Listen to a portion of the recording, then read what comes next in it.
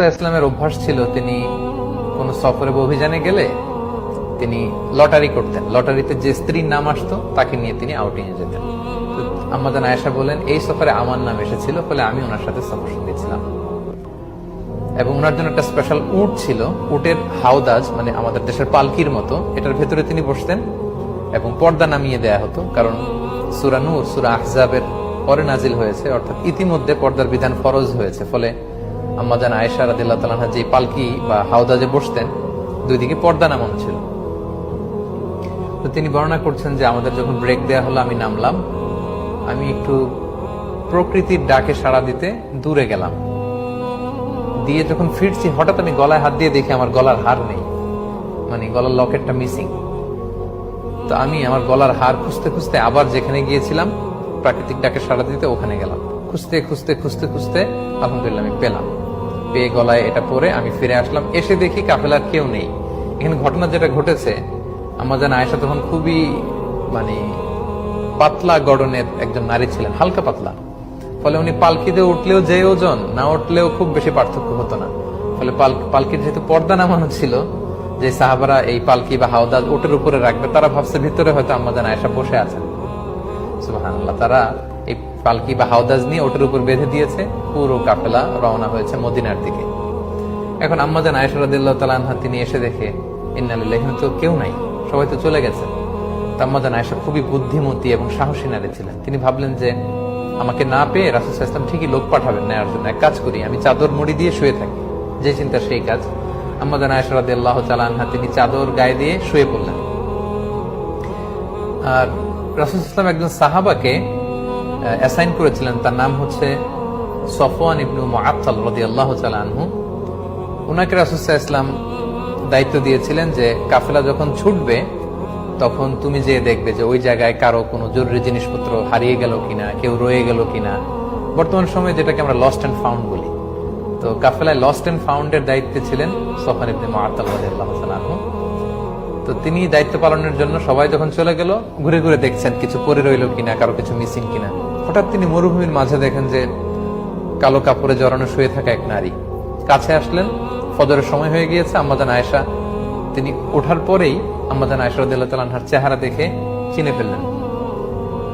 কারণ পর্দার আয়াত নাজিল হওয়ার আগে আম্মা জান আয়েশা রাদিয়াল্লাহু তাআলা আনহার চেহারা তিনি দেখেছিলেন একবার।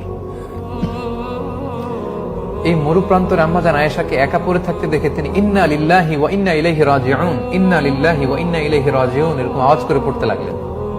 আম্মা জান আয়েশাও তিনি চেহারা ঢেকে ফেললেন। তখন সফওয়ান ইবনে মুআত্তাল বুঝতে পেরেছেন যে তিনি কাফেলার সাথে যেতে পারেননি। তিনি ইন্না লিল্লাহ ছাড়া আর কিছুই পড়েননি, তাদের মধ্যে কোনো কনভারসেশন হয়নি। সফওয়ান ইবনে মুআত্তাল রাদিয়াল্লাহু তাআলা আনহু ওনার নিজের উটটাকে আম্মা জান আয়েশার সামনে বসালেন। আম্মা জান আয়েশা উটে বসলেন। আম্মা জান আয়েশা রাদিয়াল্লাহু তাআলা আনহা উটের উপরে বসা, আর সফওয়ান ইবনে মুআত্তাল রাদিয়াল্লাহু তাআলা আনহু নিজে উটের রশি ধরে টানতে টানতে মদিনায় পৌঁছলেন। ইতিমধ্যে যখন মদিনায় পৌঁছার পরে রাসূল সাল্লাল্লাহু আলাইহি ওয়াসাল্লাম সবাই জানতে পারলো আম্মা জান আয়েশা নেই, তিনি মিসিং। তখন মুনাফিক সর্দার আব্দুল্লাহ ইবনে উবাই ইবনে সালুল, এই দুষ্ট লোকটা, সে এই স্ল্যান্ডারিং শুরু করলো, রুমর ছড়াতে লাগলো। সে বলল, দেখো তিনি তোমাদের কাছে নবী সেজে বসে আছেন, আর তার স্ত্রী আয়েশা সেই সফওয়ানের সাথে নিশ্চয়ই পরকীয়ার সম্পর্ক ছিল। ফলে তারা মরুভূমিতে রাত কাটিয়েছে, তারা সেখানে ফষ্টি নষ্টি করেছে, অপকর্ম করেছে, নাউযুবিল্লাহ ওয়া ইয়াযুবিল্লাহ। এটা ছড়াতে লাগলো এবং এই কথা এক কান দুই কান করতে করতে পুরো মদিনায় ছড়ায় গেল। আম্মা জান আয়েশা পৌঁছলেন, তিনি কিন্তু কিছুই জানলেন না। আম্মা জান আয়েশা রাদিয়াল্লাহু তাআলা তিনি মদিনায় পৌঁছার পরই প্রচন্ড জ্বরে আক্রান্ত হলেন, প্রচন্ড জ্বর। আর ওই দিক দিয়ে পুরো মদিনায় এই মুনাফিক এই কথা ছড়াতে লাগলো যে আয়েশা রাত কাটিয়েছে সফওয়ানের সাথে, তাদের মধ্যে সম্পর্ক আছে। দুঃখজনক হলেও সত্য, এই মুনাফিকদের সাথে পড়ে কয়েকজন মুমিন, যেমন রাসূল সাল্লাল্লাহু আলাইহি ওয়াসাল্লামের সভাকবি হাসান বিন সাবিত রাদিয়াল্লাহু তাআলা আনহু, তারপর আবু বকর রাদিয়াল্লাহু তাআলা আনহুর একজন আত্মীয়, তার নাম হচ্ছে মিসতাহ ইবনে উসাসা রাদিয়াল্লাহু তাআলা আনহু, এবং রাসূল সাল্লাল্লাহু আলাইহি ওয়াসাল্লামের শালিকা হামনা বিনতে জাহাশ, এই জাতীয় কয়েকজন লোকও এই রুমর, এই গুজবে কান দিয়ে তারা এটাতে ছড়িয়ে পড়লো, জড়ায় পড়লো, তারাও এটা ছড়াতে লাগলো। পুরো মদিনা সমাজের ভেতরে মানে একটা গুরুগম্ভীর অবস্থা, সবার মধ্যে শুধু কানাঘুষা কানাঘুষা কানাঘুষা। তো মজার ব্যাপার, আম্মাজান আয়েশা রাদিয়াল্লাহু তাআলা এগুলো কিছুই জানতেন না। তিনি আল্লাহওয়ালা নারী, বাসায় এসে জ্বরে আক্রান্ত, চিকিৎসা নিচ্ছেন, আল্লাহর কাছে দোয়া করতেছেন, তিনি এগুলো কিছুই জানেন না। কিন্তু আম্মাজান আয়েশা এটা টের পেলেন যে রাসূল সাল্লাল্লাহু আলাইহি ওয়াসাল্লাম আগে যে ভালোবাসা দেখাতেন, এই ভালোবাসার এখন দেখান না। শুধু ঘরে আসলে সালাম দেন, কেমন আছো জিজ্ঞেস করেন, এতটুকুই। তিনি একদিন বললেন, ইয়া রাসূলুল্লাহ, আমি অসুস্থ, আমি আমার বাপের বাড়িতে যাব। রাসূল বললেন, যাও। তিনি গেলেন, তখনও জানেন না। বাপের বাড়িতে একদিন নারীদের সাথে করে তিনি মরুভূমিতে প্রাকৃতিক ডাকে সাড়া দিতে যাবেন, তখন একজন তাকে বলল যে আয়েশা, তোমার নামে তো মদিনার সোসাইটিতে এই কথা ছড়াচ্ছে। ওই প্রথম আম্মাজান আয়েশা রাদিয়াল্লাহু তাআলা আনহা শুনে তিনি আকাশ থেকে যেন পড়লেন।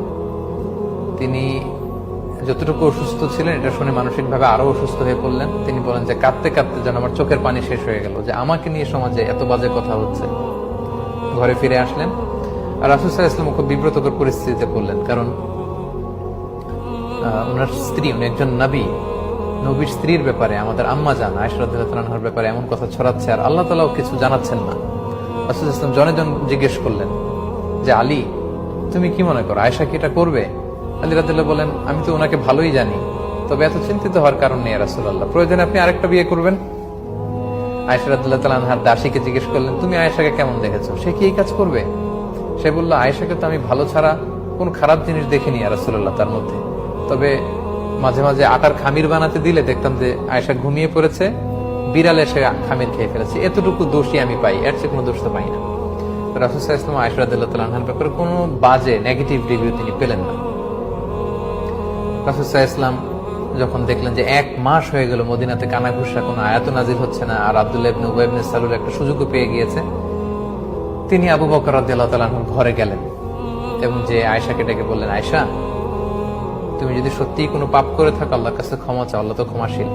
আম্মাজান আয়েশা এই কথা শুনে আরো কষ্ট পেলেন। তিনি রাসূল সাল্লাল্লাহু আলাইহি ওয়াসাল্লামের প্রশ্নের উত্তর দিলেন না, বললেন, বাবা আপনি উত্তর দিন আমার পক্ষ থেকে। মাকে বললেন যে মা আপনি বলেন। তারা বলল যে আমরা কি বলবো রাসূল সাল্লাল্লাহু আলাইহি ওয়াসাল্লামকে? তখন আম্মাজান আয়েশা বলেন যে আমি যে পুত পবিত্রা নারী, আমি যে কোনো পাপ কাজ করিনি, এটা পৃথিবীর কেউ না জানলেও আমার আল্লাহ জানে। আল্লাহ তাআলা নিশ্চয়ই আমার পবিত্রতা ঘোষণা করবেন। কিছুক্ষণ পর রাসূল সাল্লাল্লাহু আলাইহি ওয়াসাল্লাম একটু গম্ভীর হয়ে বসেছিলেন, হঠাৎ তিনি চোখ খুলে খুব খুশ মেজাজ নিয়ে বলতে লাগলেন, আয়েশা, আল্লাহ শুকরিয়া করো, আল্লাহ তাআলা তোমার পবিত্রতা বর্ণনা করে আয়াত নাজিল করেছেন। তখন আয়েশা রাদিয়াল্লাহু তাআলা আনহার মা বললেন, আয়েশা, তুমি বিশ্বনবীর কাছে যাও, থ্যাঙ্কস জানাও, শুকরিয়া করো, কারণ আল্লাহ তাআলা তোমার পবিত্রতা বর্ণনা করেছেন, তুমি যে নিষ্পাপ এটা আল্লাহ কোরআনের আয়াত দিয়ে জানিয়ে দিয়েছেন।